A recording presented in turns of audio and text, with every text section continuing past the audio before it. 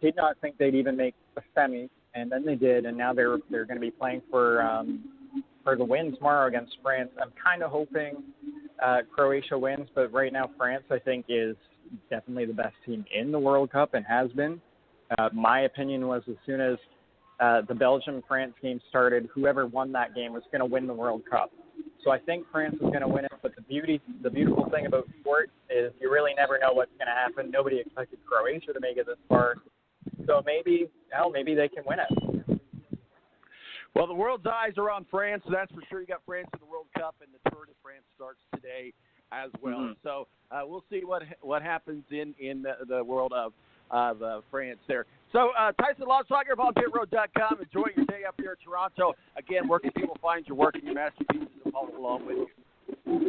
Yeah, so as always, you can go to onpitroad.com. We've got a lot of great things this weekend going on, covering Indy Car, NASCAR, the Pinty's Series, which is going to put on a great show today. One of the biggest competitors in that series, Kevin Lacroix, had a giant crash in qualifying yesterday. He is okay, but he's the defending race winner, and if they've got a backup car, they're going to be starting at the back of the field today, and that's going to be very interesting to watch. Tagliani, really good.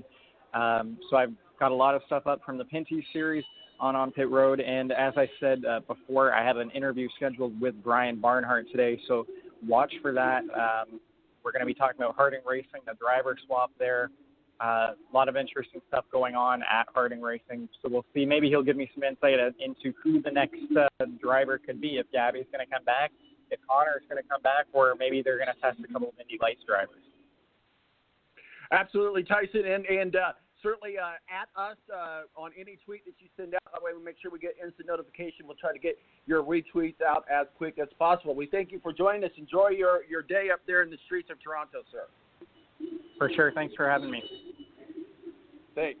Tyson-lautenschlager on pitroad.com, one of our IndyCar experts that we lean on. Certainly he's up there in Toronto. That's his home track. So glad that he was able to take some time and join us today here on The Balance. My name is Tom-Marquis, El Presidente. We'll be right back right after this on the Balance Radio Network.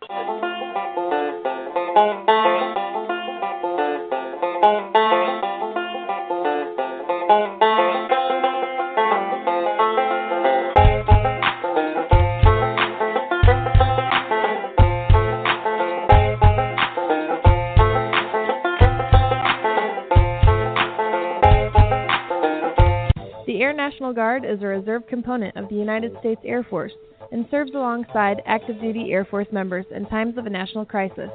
In addition, the Air Guard serves the state and local community in a wide range of capacities. The reason people join the Air Guard is as diverse as our members and includes such reasons as a deep desire to serve their country, money for college, travel, new job skills, and the pride that goes along with belonging to the greatest military organization in the world. I joined because I felt a calling to serve my country, but I didn't want to be far away from my family, so the Indiana Air National Guard was a perfect fit for me. With over 95 different career opportunities to choose from and 100% paid college tuition to any state-funded college, why not give us a call? Call 1-800-841-3103 or visit online at goang.com to find out more. Again, that's 1-800-841-3103. The Air National Guard, guarding America, defending freedom.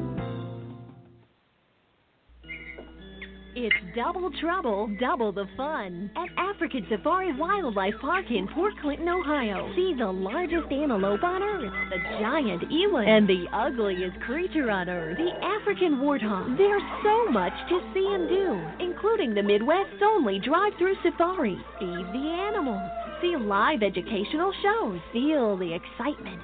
Have your picture taken with a python or cockatoo. Feel the adventure. Shop the Symbol Lodge gift shop with items available from around the globe. Visit the snack bar or picnic facilities. Enjoy a pony or camel ride. Or cheer your favorite porker on to victory in the famous Pork Chop Down. Bring your family to see the rare and exotic animals at African Safari Wildlife Park in Port Clinton, Ohio. Just take Route 2 to the Route 53 North exit and follow the sign. Only 17 miles west of Cedar Point via Route 6. Open every day, rain or shine.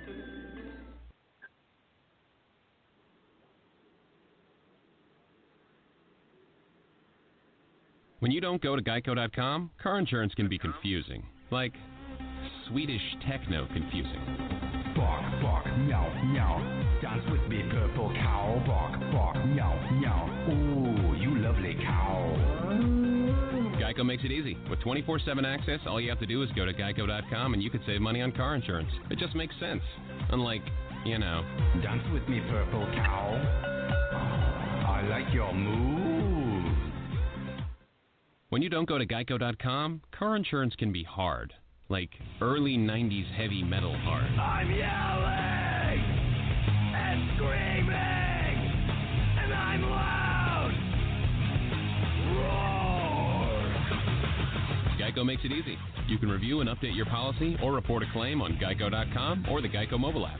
Because shouldn't we all have a little less stress in our lives? I'm not even upset about anything.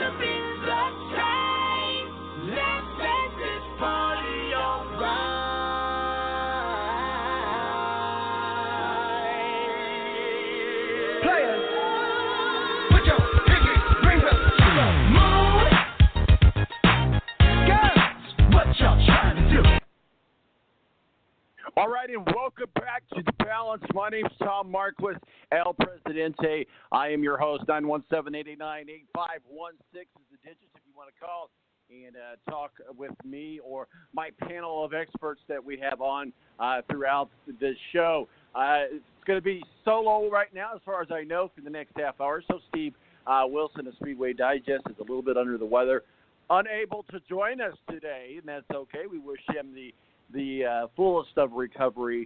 We all have a right to get sick every now and then, I guess. We'll forgive him. But certainly appreciate Tyson-lautenschlager of onpitroad.com joining us and talking with us a little bit about what's going on up there at the Honda Indy in the streets of Toronto. Certainly two Canadians up there, Robert Wickens and James Hinchcliffe. And so as we talked about, part of the Fast Six, Scott Dixon up there certainly had a disappointing run up there in Iowa, but James Hinchcliffe had a great win up there in Iowa. Well, we're going to get into some NASCAR talk for sure. They are tonight at Kentucky Motor Speedway. But some things that we're going to talk about here a little bit later on the show, one of the things that we're going to definitely be talking about here in about 15, 20 minutes or so with Ed Kratz, our official NFL contributor and beat writer for the Philadelphia Eagles for USA Today. Joined us, we're going to talk about this story about LaShawn McCoy. Here's the thing. We want to let the facts come out. We want the facts to go where they go. It's unfortunate that we have a history, if you will, of both ways. We have a history of women taking advantage of men in the NFL, players in the NFL, trying to gain money or whatever it is. Then also, we have seen people like Ray Rice. We have seen others who clearly are guilty and should be in prison and are not. So we're back at this situation again in the NFL. We're back with what I don't know if you've been following this story. It's kind of a bizarre story in a way. So LaShawn McCoy's ex-girlfriend's best friend, okay, sends out an Instagram, and I think that picture has since been deleted because of legal reasons, and it's under investigation. So here's the thing. She sent out a picture of it was a very graphic photo. So honestly, if you didn't see it, I'm just going to tell you it was pretty graphic about a woman, a picture of a woman who had clearly been beaten up and had been injured severely. So said, LaShawn McCoy, you're to blame for this. We covered up your steroid use, your needle use, your beating of your son, your beating of your dog, but we're not going to be silent on this. LaShawn McCoy, you're going to pay or something to that effect. Well, LaShawn McCoy then tweets a response that says, I have no knowledge about what's going on with this. I have not had any association with this person in a long time. So here's the story. And, to kind of give you the lead in of what Ed and I will be talking about here in just a few minutes. But here's the story. Apparently, according to the victim, according to her statement, again, at this point, we'll just say all parties are innocent until proven guilty. But I can tell you, it looks like he's geared up for a fight. He hired the attorney that Ray Rice had. So you kind of want to think maybe he's a little bit worried, but maybe he feels like he needs to be worried. I mean, what I mean by that is he wants to have the best legal defense possible if something's coming down. Of course, this happened in Georgia, Atlanta area, I believe. And so the Georgia law enforcement are doing an investigation. Let's be clear, there have not been any charges against LaShawn McCoy as of yet. They are continuing this investigation. So according to the victim, LaShawn McCoy's ex-girlfriend, he threatened her many times because he wanted jewelry back, certain jewelry that he gave her as gifts. First of all, if you give someone a gift, it's a gift. And if you break up, so what? C'est la vie. According to the victim, he on multiple times threatened her with physical violence and said, I want the jewelry back. She didn't give it back to him. And so the story goes on from there. But apparently recently he made a comment to her. He goes, it would be a shame if you got robbed and that stuff got stolen from you. So that doesn't look good if in fact that's what LaShawn McCoy said. That does not look good at all. Because according to the victim, and when you listen to the 911 call, it's out there. I was going to get it uploaded, but I didn't get it done, and I apologize. But certainly it's out there. Just Google the LaShawn McCoy 911 call. It's out there. You'll be able to see it. I hear it. In that 911 call, she talks about a home invasion. She talks about a man beating her up and demanding certain jewelry, the same jewelry that LaShawn McCoy has said that he wanted back. Now, that's her statement to the police. Again, they've not apprehended any person of interest. They don't have a person of interest at the moment that I know of. If there has been, and I just don't know it, so I apologize for the misinformation. So we don't know who this person is. And then inside the 911 call, she talks about her 16-year-old son missing. It later came out, I think, that he was just kind of out doing what teenage boys do, sneak out at night to go see girls, hang out with friends or whatever. Unbeknownst to him why he was out, his mom was being robbed. So he was found safe, and everything's good on that front.